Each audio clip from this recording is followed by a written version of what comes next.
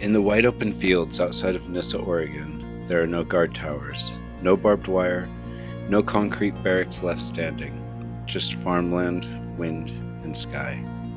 Today this land is known as Cow Hollow Park, but during World War II, it was called the Camp Without Walls. It was a place where Japanese Americans, already incarcerated by their own government, were brought to work the land. They were told it was an opportunity, but freedom was still out of reach. On February 19, 1942, President Franklin D. Roosevelt signed Executive Order 9066. In the months that followed, more than 120,000 Japanese Americans were forcibly removed from their home. 2/3 of them were American citizens. Many had never been to Japan.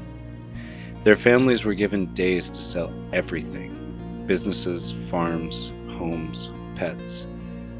Officially, the government claimed that it was a military necessity, but no evidence of espionage or sabotage by Japanese Americans was ever substantiated.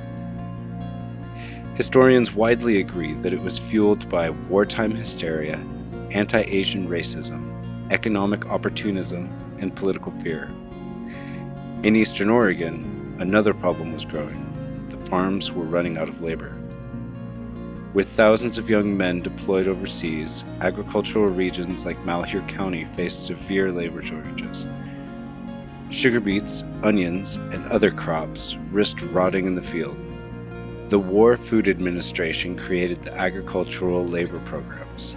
Japanese American inmates were offered seasonal work leave from the incarceration camps, but this was not true freedom. They were assigned housing, monitored, and their movements were restricted. Around 1,000 Japanese Americans were sent to Nyssa between 1942 and 1945. It became known as the Camp Without Walls. Unlike the fenced incarceration centers, Nyssa had no guard towers. Instead, the camp consisted of wooden barracks, converted farm buildings, temporary housing clustered near fields, and mess halls and basic wash facilities. The land itself was open, but open land does not equal open choice. Workers could not simply leave and return to their homes on the West Coast. Their homes were gone. Many who came to Nyssa had already endured the incarceration camps at Minidoka. One former internee recalled, "We were told that we were lucky to leave the camp and work, but we were still not free. We could not go home. We could only go where they allowed." Another remembers, "The beats were heavy, the days were long, but we worked hard. We had to. It was the only way to survive." Families labored together. Children sometimes helped in the fields after school. One woman later reflected, "We lost everything, but we did not lose our dignity." Despite the injustice, many residents of Nyssa were more welcoming than other towns. Local farmers' testimonies later said, "They saved our crops. Without them, we would have lost everything that year." But gratitude did not ease injustice.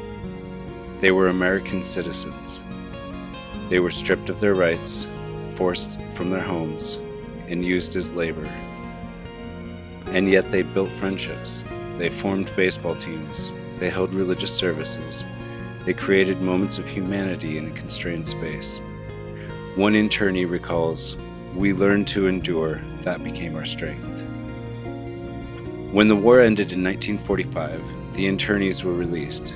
But released to what? Many returned to their homes sold, their businesses gone, and their communities changed. Some families stayed in Nyssa and rebuilt their lives. Decades later, in 1988, the U.S. government formally apologized through the Civil Liberties Act.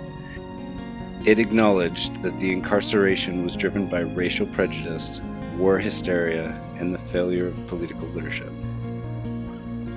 Today, Cow Hollow Park is quiet.